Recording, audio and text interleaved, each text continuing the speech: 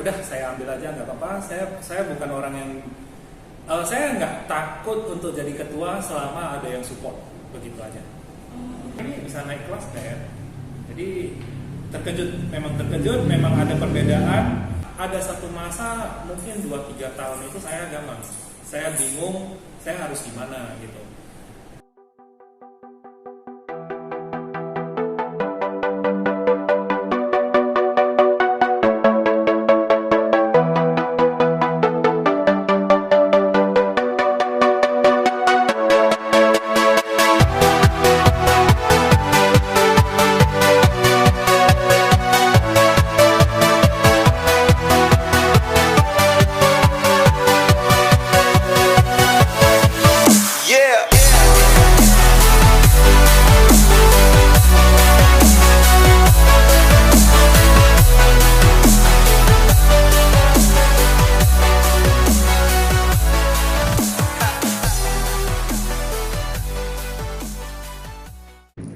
Nama saya dan budaya semuanya. Selamat pagi. Selamat datang di acara podcast hari ini. Namanya Podcast Yogyakarta bersama saya Vanessa yang akan membawakan acara hari ini. Hari ini kita ditemani oleh salah satu bintang tamu yang sukses. Dia adalah seorang pengusaha sukses. Langsung aja ya kita sambut dia. Ko Eka, selamat datang. Nama budaya. Oke, Ko boleh perkenalkan diri Koko ke teman-teman kita semua biar mereka bisa tahu Koko ini siapa. Nama Sang Yang Adi Budaya, nama saya Eka. Saya lahir di sini di Selesai, lahirnya di Binjai, tapi dari kecil dari Selesai. Saat ini saya juga ketua pengurus harian Vihara Trirana. Saya juga seorang investor, saya juga pengusaha ternak ayam. Oke, Koko ini sebagai ketua wihara ya? Ya benar. Sejak kapan Koko jadi ketua wihara? Sejak kapannya saya pun udah nggak pasti, mungkin udah sekitar 6-7 tahun yang lalu. 6-7 tahun yang lalu. Ada alasan apa Koko bersedia jadi ketua wihara? Oke, ceritanya begini. Pengurus Vihara Trirana itu pada saat saya pulang ke Selesai ini, kesemuanya udah rata-rata sudah berumur, sudah hampir tidak ada penerus. Jadi kebetulan pada saat rapat pemilihan pengurus, saya lihat tidak ada yang bersedia untuk jadi ketua. Semua saling tolak menolak. Akhirnya saya putuskan, udah saya ambil aja nggak apa-apa. Saya bukan orang yang saya nggak takut untuk jadi ketua selama ada yang support, begitu aja. Oke. Tadi Koko itu ada bilang Koko itu kembali ke sini. Berarti sebelumnya Koko nggak di sini lagi ya gitu? Benar, saya dari waktu sekolah, saya dari TK sampai SMP itu saya di Binjai. Begitu tamat SMP, saya pindah ke Medan, saya kos di Medan, saya sekolah di Medan, SMA-nya di Medan, kuliahnya juga di Medan. Jadi setelah tamat kuliah, saya sempat kerja 2-3 tahun di Medan, jadi totalnya saya di Medan itu 9 tahun. Setelah 9 tahun di Medan, saya baru kembali ke sini. Berarti Koko itu SMA-nya di Medan, dari SD sampai SMP itu di mana pun Di Binjai. Di Binjai, di Binjai kotanya ya Koko? Ya, di Binjai kota. Oke, Koko kan SMP-nya di sini. Dari kecil sampai SMP di Binjai, terus sekolah SMA-nya tiba-tiba di Medan. Itu ada perbedaan besar nggak sih yang Koko hadapi itu? Oh, tiba-tiba di Medan itu kayak gini perbedaannya.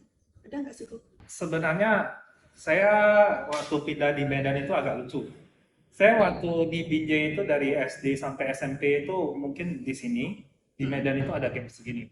Waktu saya di sekolah di Binjai itu rata-rata saya masih 10 besar ranking.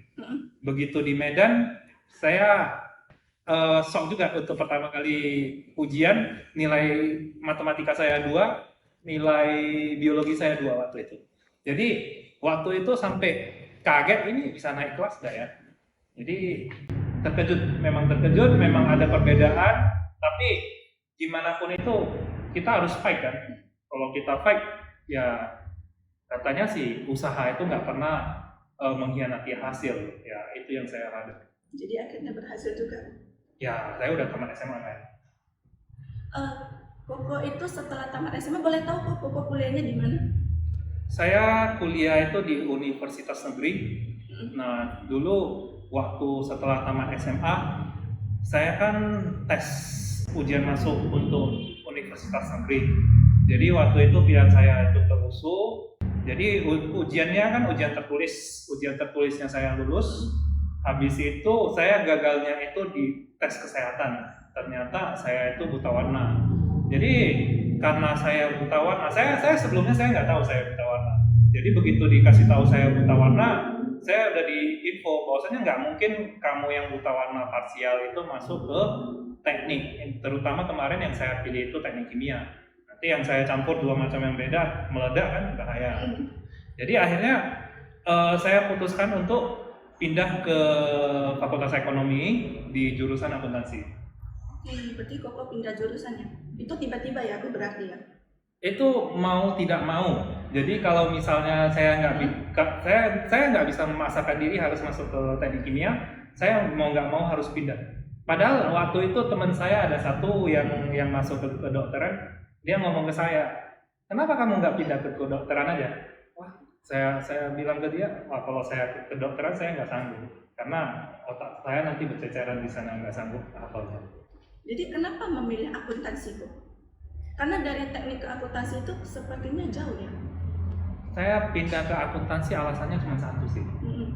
Teman saya udah lulus di sana duluan.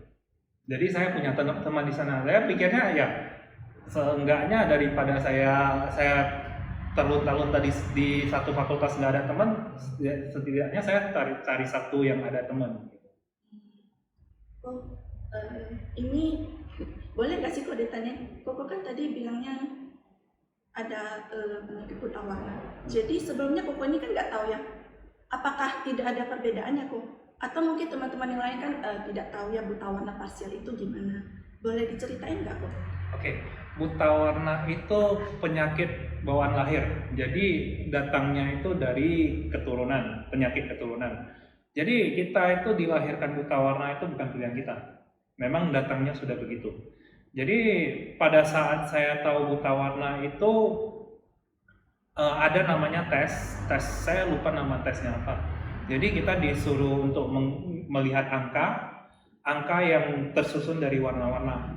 Jadi waktu itu saya nggak bisa ngelihat angkanya.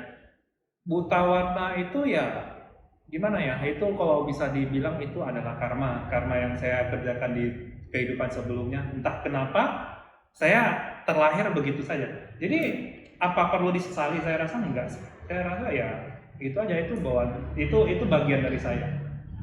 Berarti tidak mempengaruhi kehidupan sehari-hari Koko ya?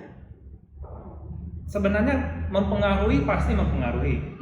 Tapi dari lahir saya lihat warna itu ya begitu. Saya lihat warna baju kamu dari lahir ya warnanya abu-abu ya begitu. Mungkin yang kamu lihat itu berbeda, saya kan nggak bisa pakai mata kamu untuk melihat kan. Nah, jadi saya nggak tahu perbedaannya itu apa yang saya lihat dengan apa yang kamu lihat, itu saya nggak bisa bedakan. Oh, oke. Oke, tadi Koko bilang itu kan Koko sebagai investor juga. Kalau boleh tahu, awalnya itu gimana Koko memutuskan untuk jadi investor? Oke, kalau mau awalnya gimana jadi investor, saya jelaskan sedikit dulu. Investor itu apa kan gitu. Investor itu kan ketika kamu udah punya penghasilan,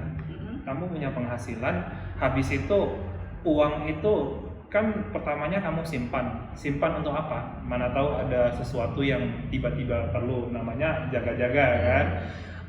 Kamu perlu dana darurat dulu, misalnya ada kejadian darurat, kamu perlu uang, kamu pakai uang itu untuk kondisi darurat. Habis itu untuk kebutuhan kamu sehari-hari udah selesai, kamu udah nggak masalah dengan makan kamu sehari-hari, itu udah ada budgetnya. Jadi kalau kamu udah punya tambahan, udah ada lebih dari itu lagi, uang itu mau diapain? Kan kamu mikir, kamu itu kerja capek-capek untuk dapat duit, kamunya capek, duitnya nggak capek. Jadi ya kita itu harus bisa berdayakan uangnya itu harus bisa menghasilkan uang lagi, kayak uang itu beranak pinak gitu. Jadi caranya gimana? banyak sih caranya. Ya kebetulan saya investor itu lebih dominan di pasar modal, investor saham. Jadi ya kamu kalau misalnya saham itu agak susah dipelajari karena apa? Itu perusahaan-perusahaan yang sudah jalan. Misalnya kalau saya bilang kamu tahu BCA nggak? Tahu kan?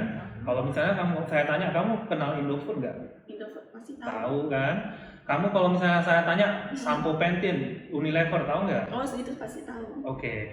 Jadi untuk tahu produknya itu gampang, tapi gimana jeroan perusahaannya itu nggak gampang. Perlu satu pengalaman, perlu satu pengetahuan, perlu kemampuan untuk baca laporan keuangan dan segala macam. Tapi kalau kamu nggak mau yang susah, kamu bisa kok investasi di namanya bonds, surat hutang, bonds, bond, BUND. Bonds itu surat hutang. Ada yang namanya surat hutang negara, SBN retail, ada yang namanya surat hutang perusahaan. Tapi kalau yang aman itu sebenarnya surat hutang negara. Atau kamu bisa beli reksadana, atau kamu bisa kalau nggak mau pusing ya deposito aja, gampang. Oke, jadi kok ini kan yang ditujukan ke anak-anak muda ini sebenarnya yang lebih aman itu berarti reksadana ya, Bu? Yang paling aman itu deposito. Kenapa? Selama kamu deposito di bank yang masih berdiri, itu bunganya udah bisa dipastikan dan ada yang dijamin LPS, lembaga penjamin apa gitu kan. Jadi paling aman itu nomor satu itu deposito. Udah itu reksadana itu masih terbagi 4, reksadana pasar uang, reksadana obligasi, reksadana saham, reksadana campuran, itu dengan tingkat resiko yang berbeda-beda. Deposito, berarti Koko menyarankan lebih ke deposito. Itu butuh modal besar nggak kok untuk investasi di deposito? Saya terus terang saya bukan bilang bahwasanya saya rekomendasinya ke deposito. Tetapi kalau mau aman, deposito. Kamu maunya aman? Jadi sebenarnya aman itu berbanding terbalik dengan risiko. Iya. Jadi semakin kamu berani ambil risiko, semakin besar returnnya. Tapi ya kita harus tahu apa yang kita ambil.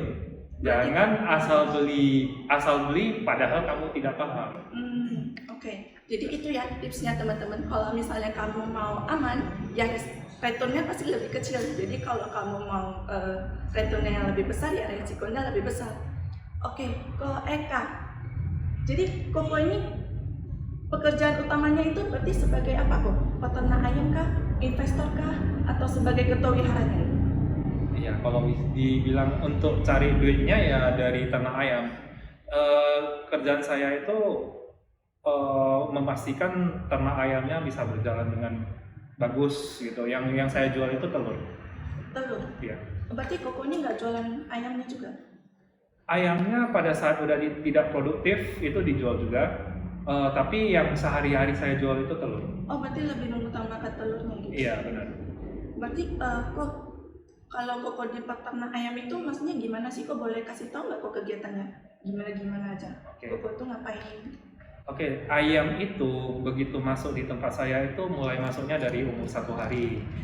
Umur 1 hari dipelihara sampai biasanya itu ayam itu mulai bertelur di usia sekitar 130-140 hari bertelur, dia bertelur sampai 600-an hari. Kok kalau yang tadi Koko bilang itu kan ayamnya tidak produktif lagi. Itu gimana kok maksudnya ayamnya tidak produktif? Tidak bertelur lagi kah atau gimana? Sebenarnya ayam itu bertelur itu mirip dengan perempuan. Itu namanya menstruasi. Jadi ayam kalau perempuan itu menstruasi kan sekitar 28 hari sekali. Kalau ayam itu bertelur itu setiap 26 jam sekali. Jadi perempuan menstruasi kan nggak sama kan, nggak semua orang sama waktunya, periodenya bisa beda-beda. Ayam juga sama, tergantung kesehatan, tergantung kondisi ayamnya, ya kayak begitu. Terus kok gimana sih cara Koko itu untuk menjaga kesehatan ayam Koko itu gimana? Karena kan pasti kan banyak ya kita pasti kan mau pilih satu-satu gitu kan, ayam yang ini gimana, yang ini gimana. Adakah catatan per ayamnya itu gimana tuh?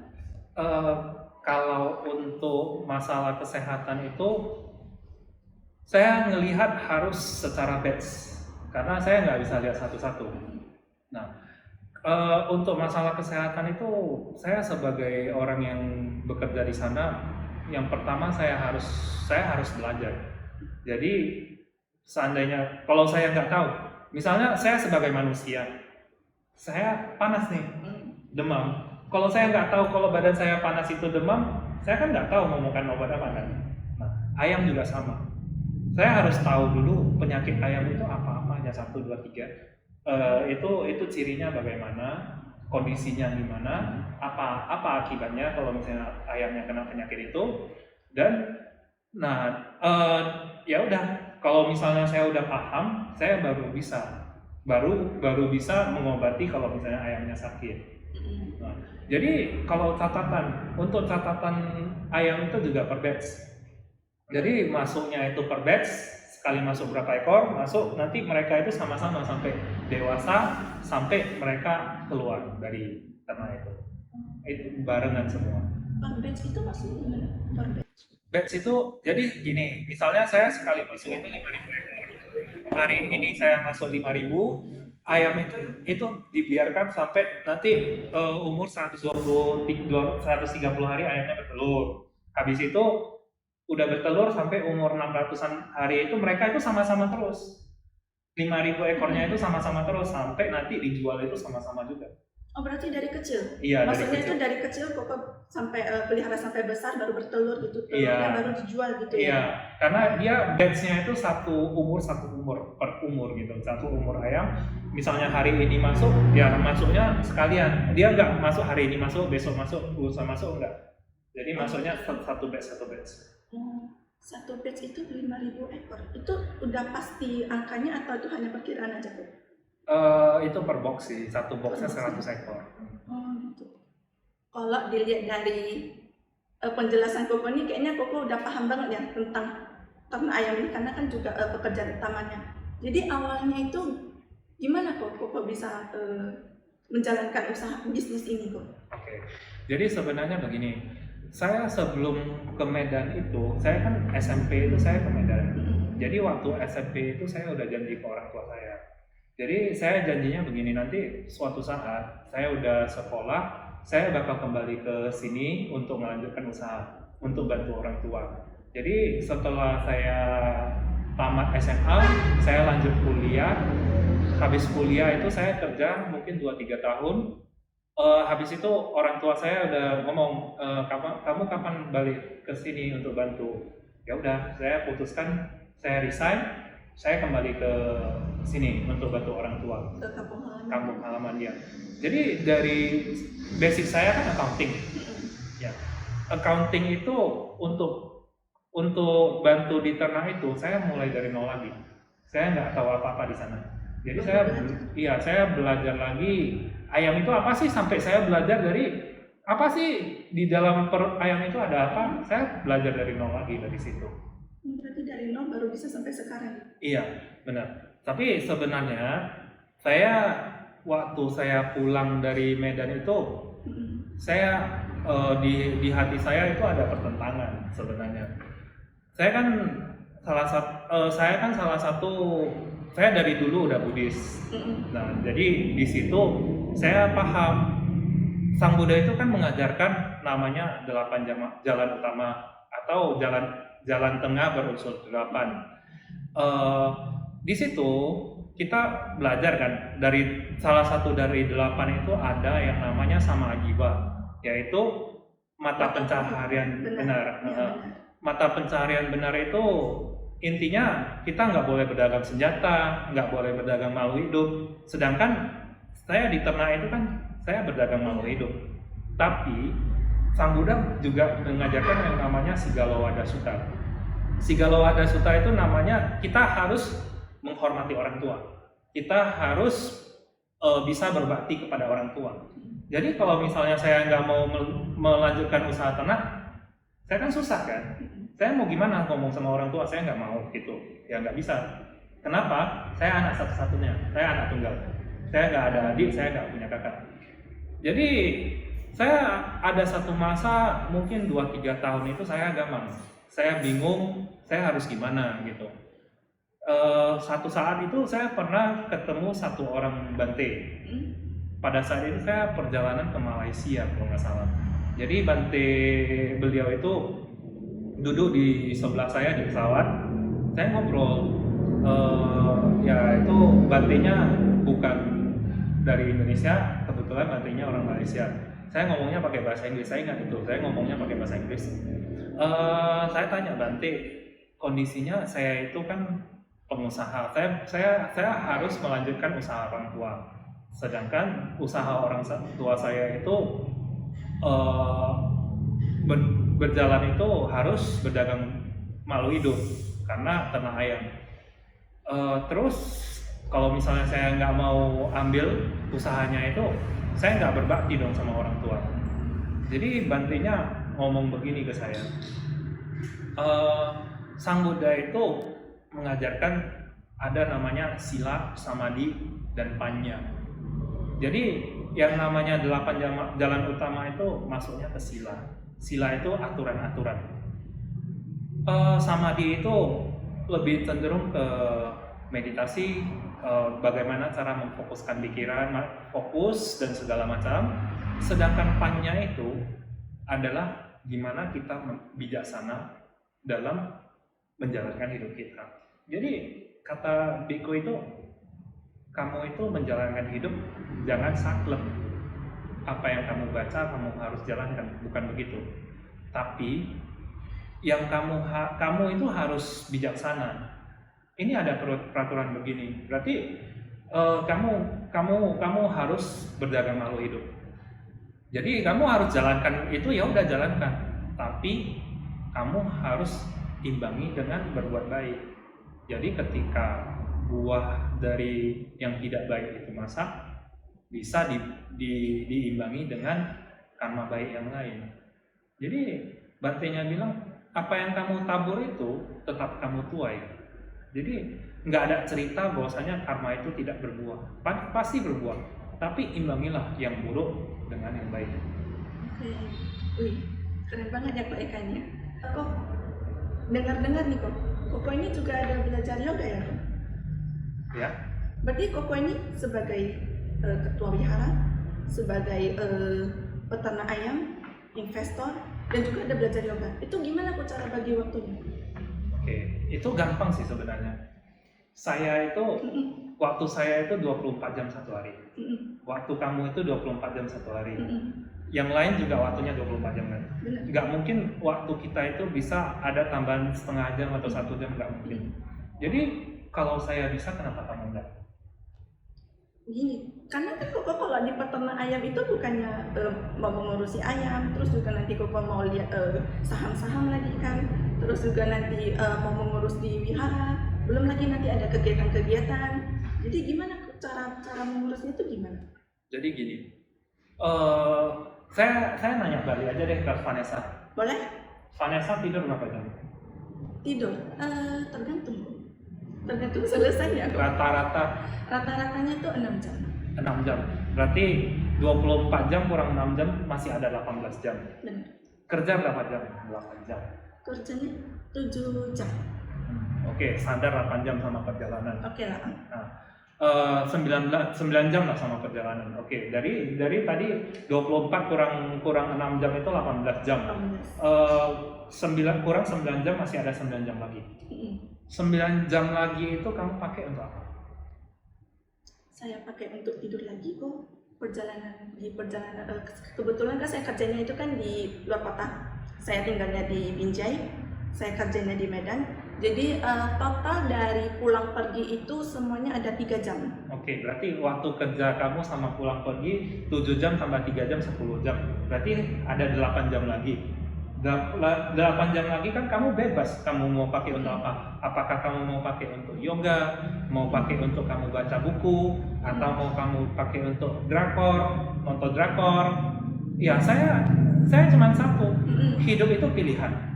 Kamu mau pilih untuk apa? Mau pilih untuk pergi yoga kah? Mau pilih untuk baca buku kah? Atau mau pilih untuk duduk santai-santai nonton TV? Itu pilihan kamu. Ya, saya kalau misalnya saya memilih, eh, saya mau seminggu 3 kali yoga, ya udah itu pilihan saya. Waktu yang saya 8 jam itu saya pakai 2 jamnya untuk yoga misalnya gitu. Dan masih ada sisa 6 jam lagi. Saya mau makan, kan nggak mungkin saya nggak makan nggak mandi kan. Nah itu sisanya itu saya pakai untuk makan, mandi segala macam, atau di perjalanan apa. Ya udah pakai aja. Waktu kamu itu 24 jam nggak bakal ada lebih. Oke, kalau didengar dari kegiatan Koko ini, istirahatnya di mana sih? Istirahatnya Iya. sambil yoga dong. Sambil yoga? Enggak loh kok. Kalau setahu aku yoga itu kita kan olahraga. Gimana mungkin bisa dikatakan sebagai istirahat? Karena itu kan otak kita kan bekerja juga. Jadi kamu itu, saya itu lebih gampang gini. Saya membagi dua lah. Aktivitas kita itu ada dua. Satu aktivitas fisik, ada satu lagi aktivitas mental. Jadi saya kerja itu lebih banyak pakai otaknya. Jadi aktivitasnya lebih ke mental, bukan angkat-angkat barang. Nah, jadi kalau misalnya saya nggak mau pusing, saya yoga. Jadi saya bisa bebas dari pikiran-pikiran yang mengganggu saya. Jadi saya fokus aja. Saya jam 7 sampai jam 8 itu waktu saya yoga. Kerjaan minggir dulu. Jadi tempat saya istirahat itu ya di mana saya nggak usah mikir. Kalau saya mikir terus saya gila. Iya benar-benar. Karena itu dia. Berarti Koko ini lebih ke pikirannya daripada ke aktivitas fisiknya ya. Iya. Ada kok pesan-kesan untuk anak-anak muda ini biar bisa sukses seperti Koko? Jadi gini, kalau untuk pesan itu saya cuma pengen cerita satu hal ya. Sukses tadi kan Vanessa ngomong sukses. Bagi saya itu sukses itu opportunity meets preparation. Jadi opportunity itu apa sih bahasa Indonesia? Kesempatan itu ketemu dengan persiapan. Jadi misalnya datang satu kesempatan, misalnya Vanessa, tiba-tiba Deddy Corbuzier datang nih, Vanessa kamu jadi host dong. Waduh. Kalau misalnya kamu nggak siap, kamu bisa nggak ngambil kesempatan itu? Nggak bisa kan? Tentu tidak. Kalau misalnya kamu siap, kamu udah latihan nih di Viara Triratna untuk jadi host, tiba-tiba datang ada satu orang yang minta kamu jadi host, kamu siap nggak? Siap. Jadi di hidup kita itu yang perlu kita lakukan itu kita persiapkan diri kita untuk segala kemungkinan. Kita belajar, boleh aja kita belajar apa? Belajar piano kah? Belajar jadi host kah? Belajar jadi tukang pidato kah? Belajar jadi apa saja. Pokoknya pada saat nanti di hidup kamu datang satu kesempatan yang besar buat kamu untuk sukses. Nah disitulah kamu bisa jadi bintang. Wih, oke, tepuk tangan dulu. Oke, baik, terima kasih Ko Eka udah datang ke acara podcast hari ini. Semoga pembicaraan Ko Eka hari ini menginspirasi teman-teman semuanya. Oke, saya pamit undur diri di episode kali ini. Sampai jumpa di episode selanjutnya yang lebih menginspirasi lagi. Jangan lupa untuk subscribe, like, dan share video ini ya. Nama saya Adi Budaya, nama budaya.